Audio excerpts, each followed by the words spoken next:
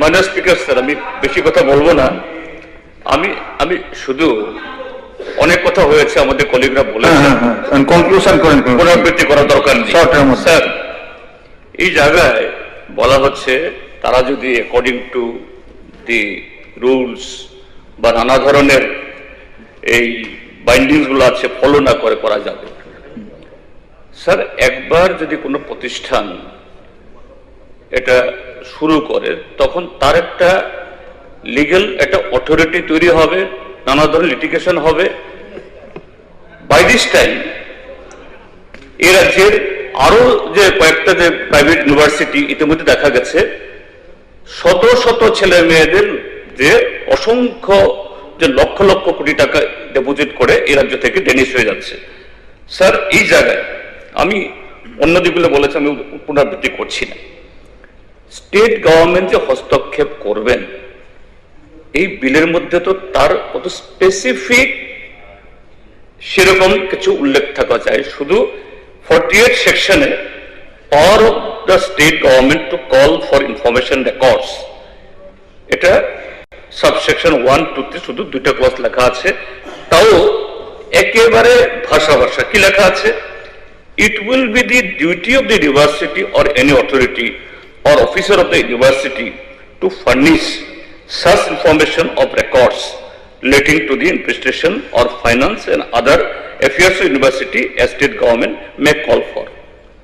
তো এই সমস্ত যে একদম ভদ্রলোকের শব্দ দিয়ে একটা এস্টাবলিশ যখন বসবে, তাদেরকে তাদের এই সংস্থাকে তখন বাতিল করা, লাইসেন্স ক্যান্সেল করা, that will be very much toughest job.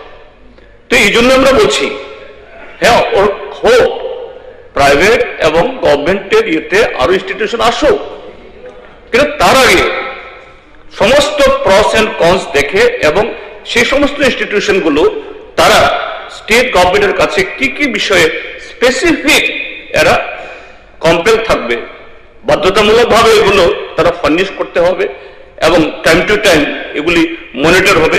Clause by clause এগুলো থাকলে তখন কোন ইনস্টিটিউশনের পক্ষে বাইরে যাওয়া কঠিন হবে। এটা এক। স্যার, দ্বিতীয় কথাটা বলতে চাই, হ্যাঁ, একটা সময়তে ধনন্তরী ইত্যাদি ছিল, এখন 21st সেঞ্চুরি বিজ্ঞানের যুগ। ইউনিভার্সিটির নামই হলো ধনন্তরী স্কিল। আমরা কি পেছনের দিকে যাচ্ছি না সামনের দিকে যাচ্ছি?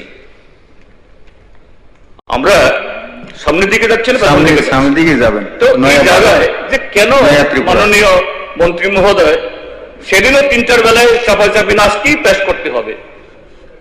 কি এর মধ্যে কি মধু আছে? এত কি মধু আছে? এটা পরীক্ষা হোক। পরীক্ষা কেন? এটা রাজ্যের মঙ্গলের জন্য, আমাদের ভবিষ্যৎ প্রজন্মের তাদের সুরক্ষার জন্য। কাজে এত তাড়াহুড়ো, এত একেবারে করতে হবে, এটা তো মোটেই শোভনীয় না। স্যার, এই জন্যই বলছি এটা উড্র হোক, তারপরে পরীক্ষা নিরীক্ষা করে আরো ইউনিভার্সিটি থাকলে সেরকম তার ব্যাকগ্রাউন্ড আছে, অ্যান্টিসিডেন্ট আছে, নিয়ে আসুন। আমরা অবশ্যই বিনা বাক্যে আমরা সমর্থন করব। একই কথা